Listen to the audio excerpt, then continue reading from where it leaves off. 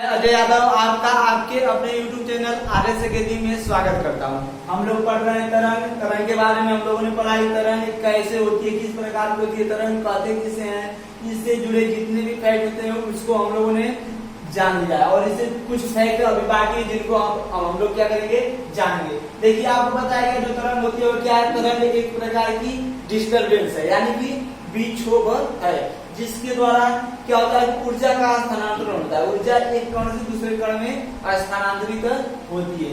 उसके बाद बताया गया जो तरंगे होती हैं दो प्रकार की होती हैं। एक होता है आपका विद्युत चुम्बकीय तरंगे और एक यांत्रिक तरंगे।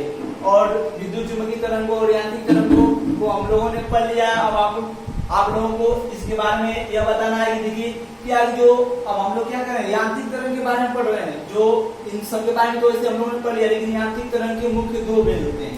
यांत्रिक तरंग के कितने भेद होते हैं? मुख्य दो भेद होते हैं, जिनको हम लोगों ने क्या किया है, हम लोगों ने पढ़ा है और उनको पढ़ना भी है, उसमें कुछ बाकी है। देखिए जैसे आपको बताया गया यांत्रिक तरंग दो प्रकार की होती है। पहला होता है अनुदैर्ध्य तरंग। अनुदैर्ध्य यानी कि लॉन्गिट्यूड वेव। उसके बाद एक होता है अनुप्रस्थ तरंग यानी कि ट्रांसवर्स वेव। अनुप्रस्थ तरंग। अब देखिए इन सब के बारे में हमने जान लिया कि जो अनुदैर्ध्य तरंग होती है यानी कि लॉन्गिट्यूड वेव होती है, यह कहते किसे हैं? तो आपको बताया गया जब क्या हो, जब तरंग की दिशा और कण की दिशा दोनों एक ही हो। जब तरंग और कण की दिशा क्या हो, तरंग व कण की दिशा, कण के विस्थापन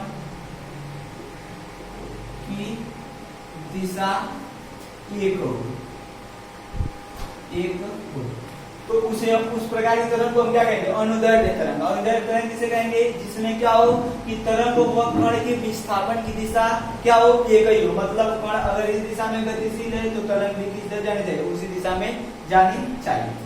अब देखिए अनुप्रस्थ के बारे में हम लोगों ने जाना था कि अनुप्रस्थ में क्या होगा कि तरंग व कण के विस्थापन, तरंग व कण के विस्थापन,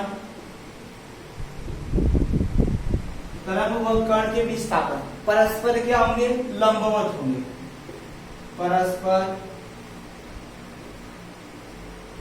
लंबवत होते हैं। देखिए इसमें क्या होगा, अनुप्रस्थ तरंग किसे कहेंगे? तो ऐसी तरंग जिसमें क्या हो, तरंग की दिशा और कण के विस्थापन की दिशा परस्पर लंबवत होती है, या तरंग व कण के विस्थापन की दिशा के बीच 90 अंश का कोण बनता है। उस प्रकार की तरंग को हम क्या कहते हैं? अनुप्रस्थ तरंग कहते हैं। अब देखिए आपको बताया गया अनुप्रस्थ तरंग, जैसे यहाँ पर बताया गया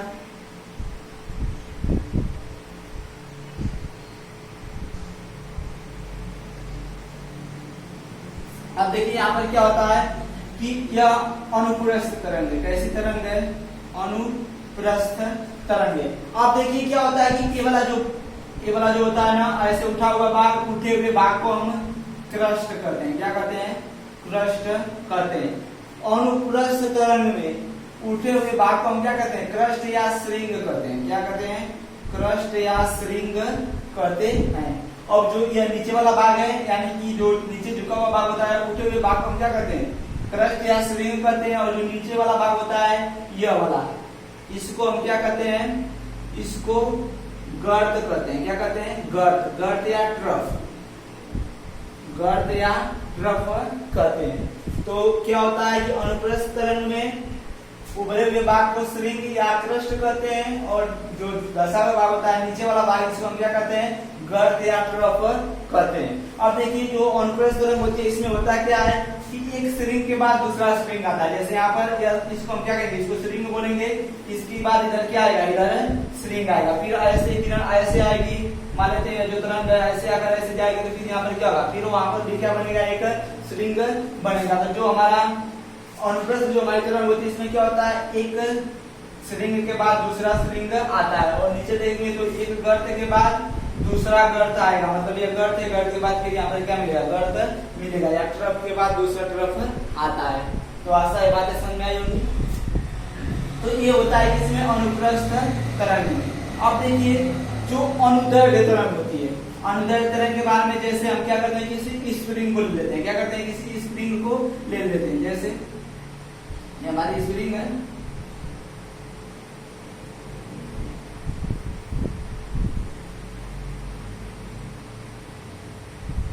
देखिए अब स्प्रिंग में क्या होगा कि ये वाला जैसे क्या होता है, जैसे मान लीजिए कहीं पर भीड़ इकट्ठा है ना, अब क्या होगा कि उसने किसी ने धक्का दे दिया, तो मान लेते हैं कि यहाँ पर भीड़ इकट्ठा है और किसी ने धक्का दिया, तो लोग क्या होंगे, लोग पहले तो दूरी दूरी पर होंगे, मतलब लोगों के बीच क्या होगी, डिस्टेंस होगी। लेकिन जब धक्का लगेगा तो लोग आपस में क्या हो जाएंगे, आपस में एक में एक मिल जाएंगे या चिपक जाएंगे। फिर उसके बाद कुछ समय के बाद वे लोग क्या करेंगे, फिर डिस्टेंस बनाएंगे अपने में, तो फिर कैसे हो जाएंगे, थोड़ा दूर दूर पर फिर से हो जाएंगे और फिर दूर दूर होने के बाद फिर क्या करेंगे, फिर मान लीजिए किसी ने धक्का दिया तो फिर क्या होंगे, फिर एक ही में क्या होंगे, चिपक जाएंगे या सट जाएंगे। ऐसा होगा, ऐसी स्थिति होगी। तो वहां पर वैसे ही यहाँ पर स्प्रिंग की बात की गई। यहाँ पर मान लेते स्प्रिंग को ऐसे किया गया, फिर खींचा गया, फिर दबाया गया, फिर खींचा गया, फिर क्या किया गया, दबाया गया।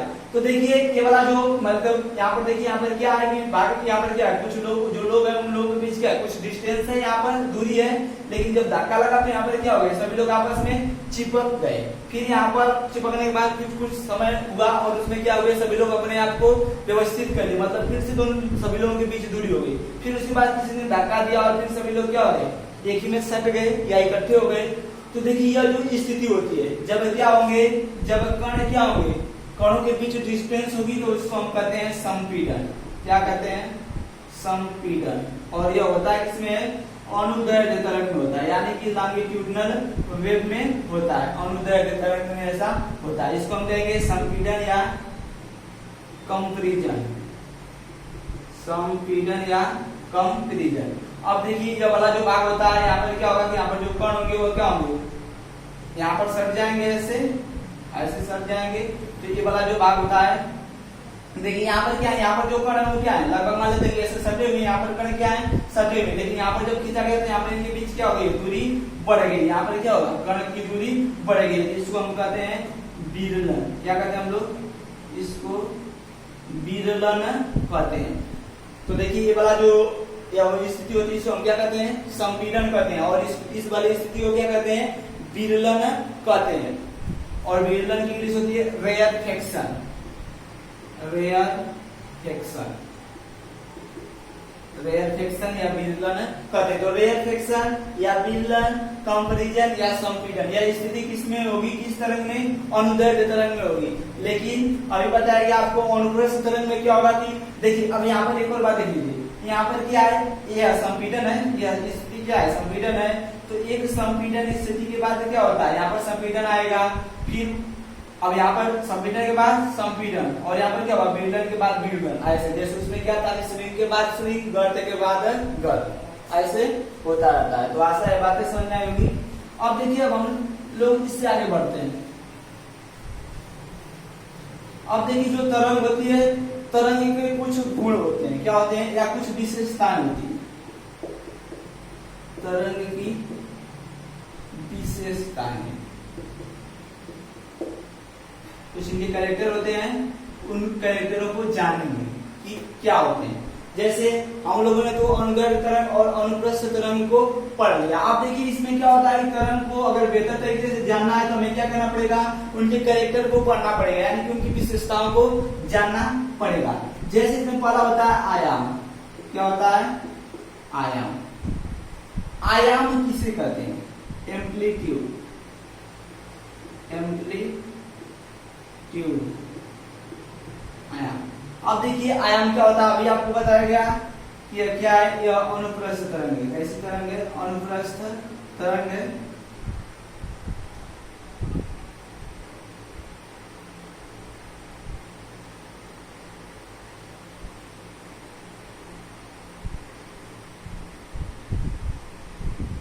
मतलब क्या है, यह अनुप्रस्थ तरंग है।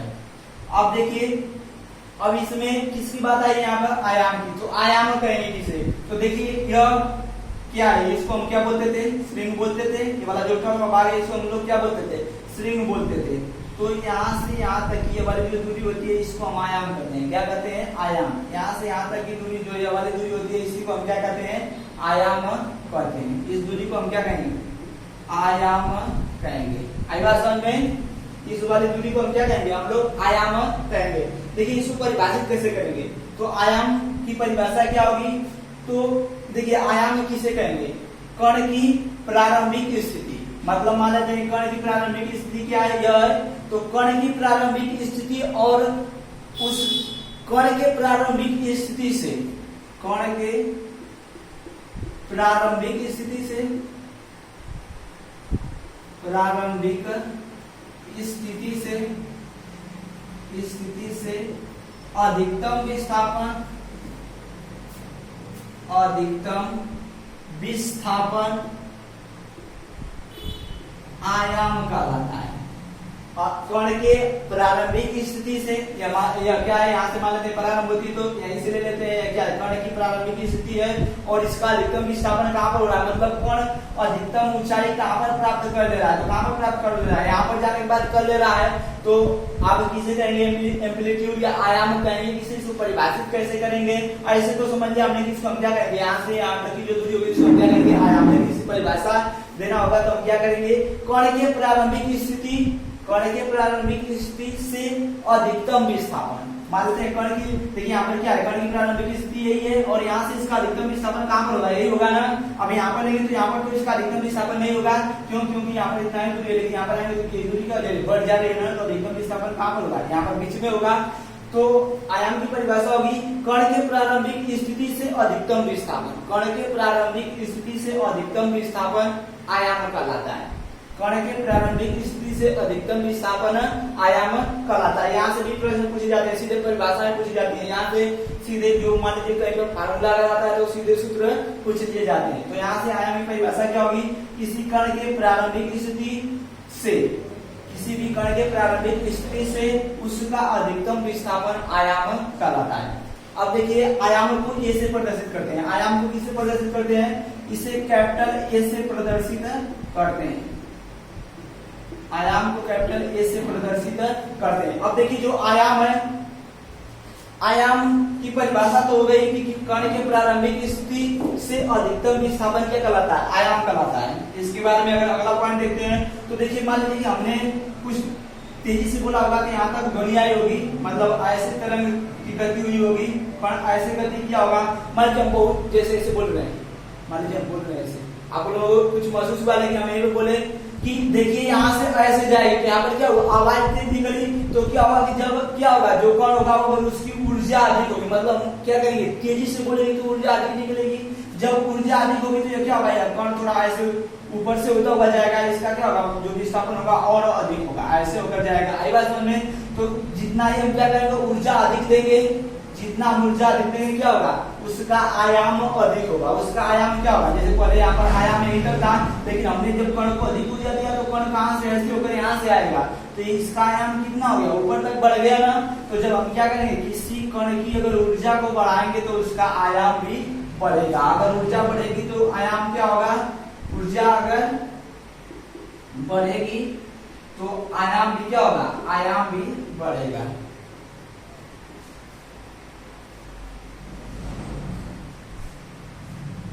ऊर्जा अगर बढ़ेगी तो आयाम भी क्या होगा? बढ़ेगा। अब देखिए जो ये आयाम है, इस आयाम को हम तरंग की ऊंचाई भी कहते हैं, हाइट ऑफ वेव। क्या? जो आयाम है, आयाम को हम तरंग की ऊंचाई भी कहते हैं। आई बात समझ में? क्यों? देखिए तरंग क्या, तरंग ऐसे गई तो तरंग की इसको ऊंचाई भी तो बोल सकते हैं। तरंग कितनी ऊंचाई तक गई है तो यहाँ पर जो भी ऊंचाई तय की हो तरंग, तो इसको हम क्या कहते हैं? आयाम को तरंग की ऊंचाई भी कहते हैं या हाइट ऑफ वेव भी कहते हैं। तो आयाम के बारे में जाना। आयाम क्या होता है? किसी भी कण के प्रारंभिक स्थिति से उसका अधिकतम विस्थापन आयाम कहलाता है। आयाम को कैपिटल ए से प्रदर्शित करते हैं और जो आयाम होता है, आयाम को हम क्या कर सकते हैं? तरंग की ऊंचाई भी कह सकते हैं या हाइट ऑफ वेव भी कह सकते हैं या कहते हैं। अब देखिए क्या होगा कि एक बात और बताइए कि यदि तरंग जो कण जा रहा है ना, जो अगर कण की क्या करेंगे? कण को अगर हम अधिक ऊर्जा देंगे, मतलब कण की ऊर्जा बढ़ेगी तो तरंग की जो ऊंचाई है वो भी क्या होगी? बढ़ेगी। आई बात समझ में? या आयाम बढ़ेगा। आयाम को हम तरंग की ऊंचाई कर रहे हैं तो क्या होगा? जब ऊर्जा बढ़ेगी कण की तो कण ऐसे होकर ऐसे आएगा तो क्या होगा? यहाँ पर वाली ऊंचाई बढ़ेगी ना, या इसी को हम कहते हैं तो आयाम बढ़ेगा। तो विश्वास है ये बातें समझ में आई होगी। अब देखिए इसका जो अगली विशेषता होती है तरंग की, उस विशेषता के बढ़ते हैं। दूसरी विशेषता होती है तरंग दैर्ध्य। तरंग दैर्ध्य यानी कि वेवलेंथ।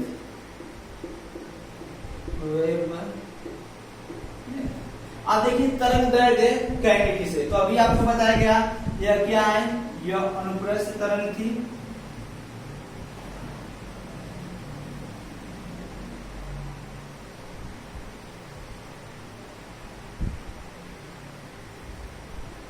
यह क्या है, यह अनुप्रस्थ तरंग है। अब देखिए तरंग दैर्ध्य किसे कहेंगे, तो जो तरंग दैर्ध्य होती है कहेंगे किसे, तो किसी भी कण का या तरंग का या ऐसे भी कर सकते हैं एक डिस्टरबेंस में, एक विक्षोभ में तरंग द्वारा चली गई दूरी।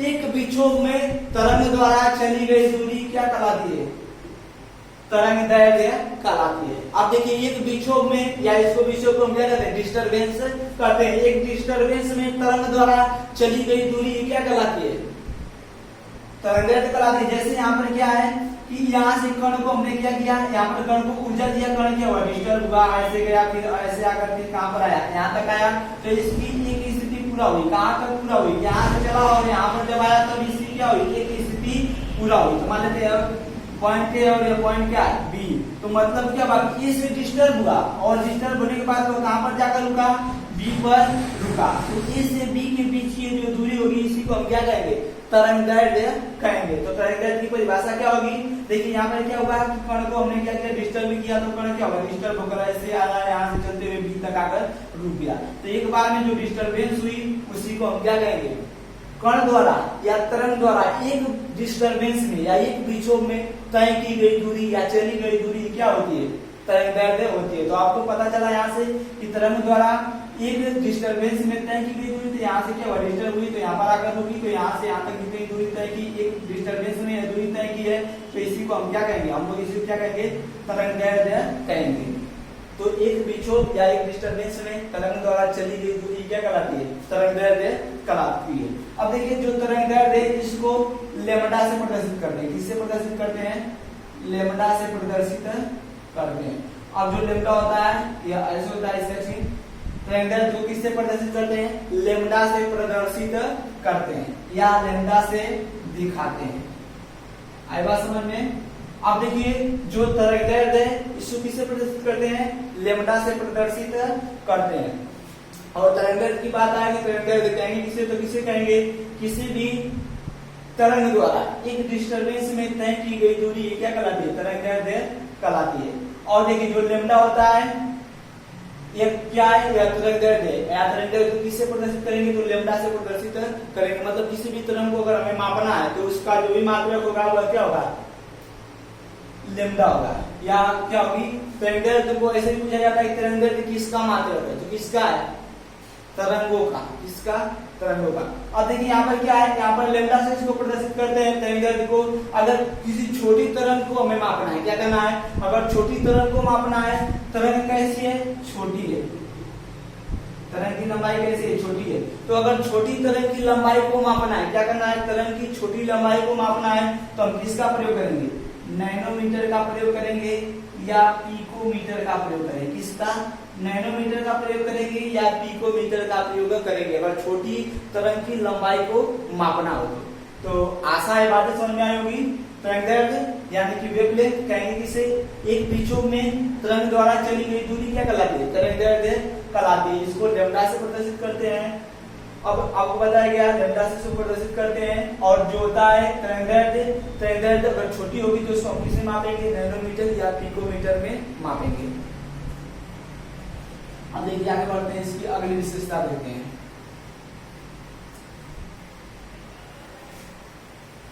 अगली विशेषता इसकी आवृत्ति। तीसरी विशेषता आवृत्ति यानी कि फ्रीक्वेंसी।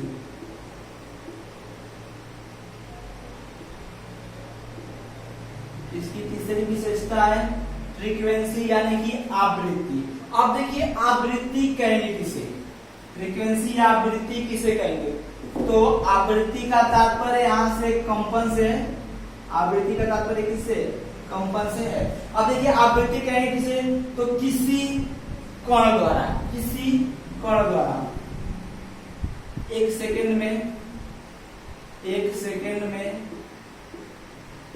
किए गए कंपनों की संख्या, किए गए कंपनों की संख्या ही आवृत्ति कहलाती है। एक सेकंड में किसी कोई भी कण होगा, उस कण द्वारा एक सेकंड में किए गए कंपनों की संख्या आवृत्ति कहलाती है। आई बात समझ में, आवृत्ति किसे कहेंगे, फ्रीक्वेंसी किसे कहेंगे, तो किसी भी कण द्वारा एक सेकंड में किए गए कंपनों की संख्या क्या होती है, आवृत्ति होती है। जैसे मान लेते हैं अब यहाँ से क्या होगा कि कोई कण यहाँ से निकला, अब ऐसे करके ऐसे गया, तो यह क्या हुआ, कितना चक्कर पूरा किया, एक ही चक्कर पूरा किया ना, यहाँ तक, यहाँ से मान लेते हैं बिंदु ये है, ये बी है, ये से बी तक जाने में कितना कंपन किया, एक ही बार में पहुंच गया, यानी कितना कंपन किया, यहाँ पर एक कंपन किया। लेकिन यहीं पर अगर ऐसे हो जाए,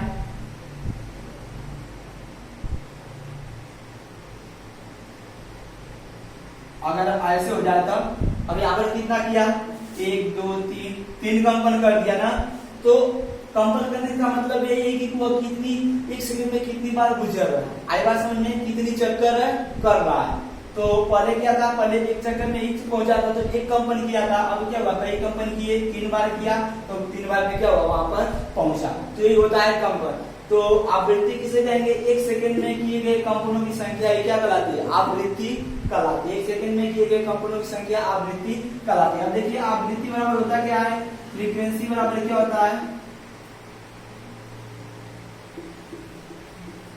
आवृत्ति बराबर होता है कंपनों की संख्या, कंपनों की संख्या बटा में समय, क्या होता है, कंपनों की संख्या बटा में समय। अब देखिए आवृत्ति आपको निकालना है तो कैसे निकालेंगे, अब देखिए आवृत्ति यानी कि फ्रीक्वेंसी बराबर कंपनों की संख्या बटा में समय। जैसे आपसे हमने कह दिया कि कोई कण 10 सेकंड में 10 कंपन करता है, कितना करता है, 10 कंपन करता है, 10 सेकंड में कितना कंपन करता है, 10 कंपन करता है, तो उसकी आवृत्ति बताइए, उसकी क्या बताइए, आवृत्ति या फ्रीक्वेंसी बताइए। तो हम जानते हैं आवृत्ति या फ्रीक्वेंसी बराबर होता है क्या है, कंपनों की संख्या बटा में समय। अब वह कितने कंपन करता है, 10 कंपन करता है, तो कंपनों की संख्या 10 हो जाएगी। कितने समय में करता है, 10 सेकंड में करता है, तो समय का मान क्या हो जाएगा, 10 सेकंड, इससे कट जाएगा, क्या आएगा, 1 आएगा, और इसका मात्रक होता है हर्ट्ज, जिसको एच से दिखाते हैं। तो कितना हर्ट्ज इसकी आवृत्ति आ जाएगी, 1 हर्ट्ज आ जाएगी। अब देखिए जो आवृत्ति होती है, आवृत्ति का मात्रक क्या होता है, हर्ट्ज होता है। जैसे यहाँ पर आपको बताया नहीं गया, लेकिन यहाँ पर सूत्र की बात बताया जा रहा है। आवृत्ति का मात्रक क्या होता है, फ्रीक्वेंसी का मात्रक हर्ट्ज होता है, क्या होता है, हर्ट्ज होता है। और जो हर्ट्ज या मात्रक है, यह किस वैज्ञानिक के नाम पर पड़ा है, तो उनका नाम था हेनरिच हर्ट्ज, हेनरिच हर्ट्ज या हर्ट्ज, हेनरिच हर्ट्ज नामक वैज्ञानिक के नाम पर ही क्या हुआ, आवृत्ति जो है उसका मात्रक का नाम हर्ट्ज पड़ा। असल में हेनरिच हर्ट्ज के नाम पर क्या हुआ, इसका मात्रक हर्ट्ज पड़ा। अब देखिए आवृत्ति का मात्रक हर्ट्ज होता है, जिसको किसे प्रदर्शित करते हैं, एच जेड से, कैपिटल एच और स्मॉल जेड से क्या करते हैं, इसको प्रदर्शित करते हैं। अब देखिए क्या हुआ, जो हर्ट्ज है, हर्ट्ज को साइकिल प्रति सेकंड भी कहते हैं, हर्ट्ज को हम क्या कहते हैं, हर्ट्ज को साइकिल प्रति सेकंड भी कहते हैं, साइकिल प्रति सेकंड, साइकिल प्रति सेकंड भी कहते हैं। तो आवृत्ति का मात्रक हर्ट्ज होता है, हर्ट्ज को हम साइकिल प्रति सेकंड भी कहते हैं। तो आशा है बातें समझ में होगी। अब देखिए आपको बताया गया आवृत्ति यानी कि फ्रीक्वेंसी, फ्रीक्वेंसी क्या है किसे, तो एक सेकंड में किए गए कंपनों की संख्या, किसी भी कण द्वारा, किसी भी कण द्वारा एक सेकंड में किए गए कंपनों की संख्या आवृत्ति कहलाती है। आवृत्ति का मात्रक हर्ट्ज होता है, जिसको एच जेड से प्रदर्शित करते हैं। हर्ट्ज को हम साइकिल प्रति सेकंड भी कहते हैं। क्या साइकिल प्रति सेकंड भी कहते हैं। जो आवृत्ति होती है, आवृत्ति का सूत्र क्या होता है, तो आवृत्ति का सूत्र होता है आवृत्ति बराबर कंपनों की संख्या बटा में समय। अब यहाँ पर कंपनों की संख्या, जैसे आपको यहाँ पर एक बताया गया कि कोई कण है 10 सेकंड में 10 कंपन करता है, तो इसकी आवृत्ति कितना होगी, तो यहाँ पर 10 बटा 10 किया गया, इसकी आवृत्ति कितनी आ गई, 1 हर्ट्ज आ गई।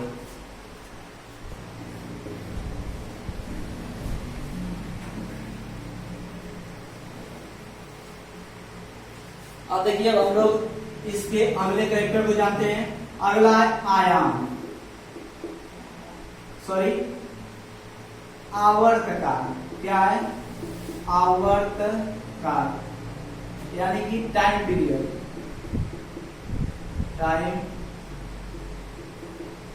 टाइम पीरियड या आवर्तकाल।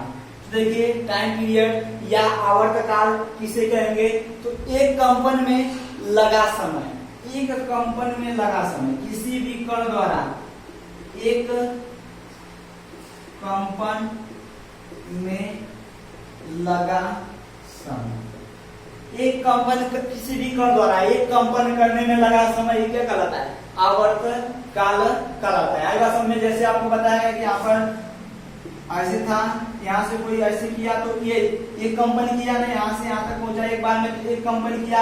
अब एक कंपन किया तो इसे कितना समय लगा, ये क्या कहलाएगा, आवर्तकाल कहलाएगा। तो एक कंपन करने में लगा समय ये क्या होता है, आवर्तकाल, यानी कि टाइम पीरियड कहलाता है। देखिए जो आवर्तकाल है इसको कैपिटल टी से प्रदर्शित करते हैं। आवर्तकाल को किससे प्रदर्शित करते हैं, कैपिटल टी से। और आवर्तकाल कैपिटल टी बराबर होता है 1/f। क्या होता है, आवर्तकाल कैपिटल टी बराबर होता है 1/f, जहां पर f क्या है, फ्रीक्वेंसी यानी कि आवृत्ति, और t क्या है, आवर्तकाल यानी कि टाइम पीरियड है। अब देखिए यहाँ से आवर्तकाल पता चला, आवर्तकाल क्या होता है, एक कंपन में लगा समय, आवर्तकाल t बराबर 1/f होता है। यहाँ से यह भी सूत्र पूछा जाता है और एक सूत्र और यहाँ से पूछा जाता है। जैसे कभी डायरेक्ट सूत्र पूछ लिया जाता है या कहा जाता है कि आप क्या करिए, तरंग की चाल बताइए, किसी भी तरंग का चाल बताना, तो हम क्या करते हैं, देखिए यहाँ से एक सूत्र होता है, हम जानते हैं दूरी बराबर चाल गुणे समय, दूरी बराबर होता है चाल गुणे समय। अब देखिए दूरी, अगर हम तरंग पढ़ रहे हैं तो तरंग में हमारी दूरी क्या होगी, तरंग जब हम पढ़ रहे हैं तो तरंग में दूरी क्या होगी, तरंग में दूरी किसे कहेंगे, तो यानी कि हमें क्या करना होगा, तरंग दैर्ध्य बताना होगा। तरंग दैर्ध्य को ये हम क्या कहते हैं, वही तो दूरी होती है। तरंग की दूरी क्या होगी, मान लेते हैं कि तरंग दैर्ध्य किसे कहेंगे, एक देखिए जो भी तरंग होती है एक बार एक डिस्टर्बेंस में जितनी दूरी तय करती है क्या होती है, तरंग दैर्ध्य होती है। यहाँ से यहाँ पर दूरी से मतलब क्या है कि तरंग दैर्ध्य की लंबाई से मतलब है, या तरंग की दूरी से मतलब है, किसकी, तरंग की दूरी से मतलब है। तो यहाँ पर तरंग की दूरी हो जाएगी जिसको हम क्या कहेंगे, लेम्डा, तरंग दैर्ध्य कहेंगे, तरंग दैर्ध्य कहेंगे।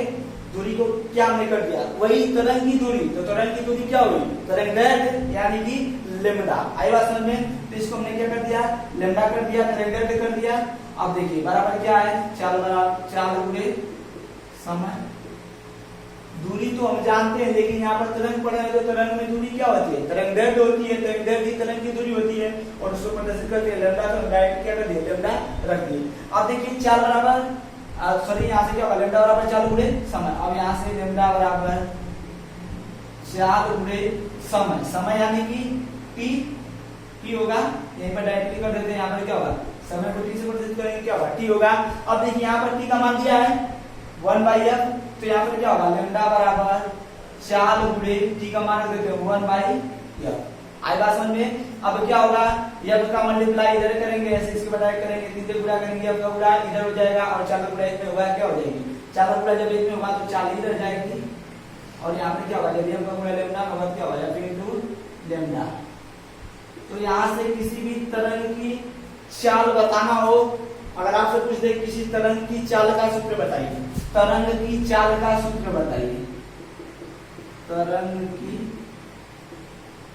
चाल का सूत्र, किसी भी तरंग की चाल का अगर सूत्र पूछे तो उसका सूत्र क्या होगा, चाल बराबर लेम्डा इनटू फ्रीक्वेंसी, यानी कि तरंग दैर्ध्य गुणे आवृत्ति। तो अगर आपसे किसी भी तरंग की चाल ज्ञात करने के लिए कहा जाए तो वहां पर तरंग की आवृत्ति और उसका जो तरंग दैर्ध्य होगा वह मालूम होना चाहिए। तो यहाँ से तरंग की अगर चाल बताना है तो क्या करना पड़ेगा हमें, लैम्डा चाल बराबर क्या होगा, लैम्डा इंटू एफ, यानी कि तरंग दैर्ध्य इंटू फ्रीक्वेंसी यानी कि आवृत्ति।